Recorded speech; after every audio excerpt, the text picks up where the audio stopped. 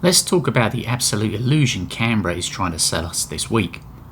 On Tuesday, the RBA announced they were holding the official cash rate at 4.35%.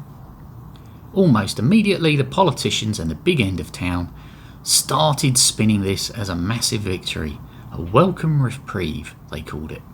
But out here in the real world, the accountants are looking at the books and the numbers tell a very different story, a very brutal story. CPA Australia immediately dropped a reality check on the government's victory lap. Gavin Ord from the CPA came out swinging, pointing out that small businesses and everyday households are still completely underwater.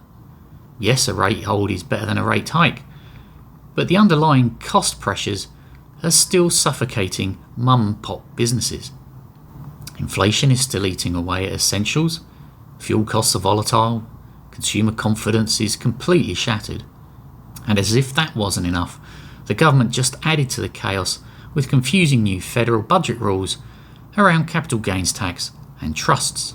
Now look, banks can always do more, whether it's showing leniency to struggling mortgage holders or actually cutting the margins on small business loans. We all know the Big Four could sacrifice a fraction of their record profits to keep the local economies breathing.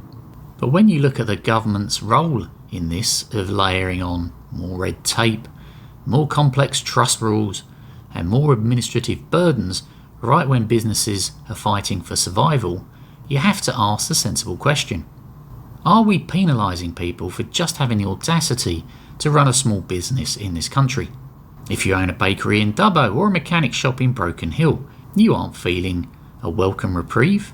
You're feeling the squeeze of higher input costs while Canberra pats itself on the back for literally doing nothing.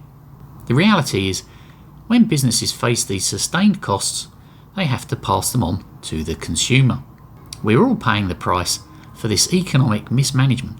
So what do you think? Are things actually getting better? Or is the government just gaslighting the working class? Let me know your thoughts in the comments. Links in the description below, and thanks for watching.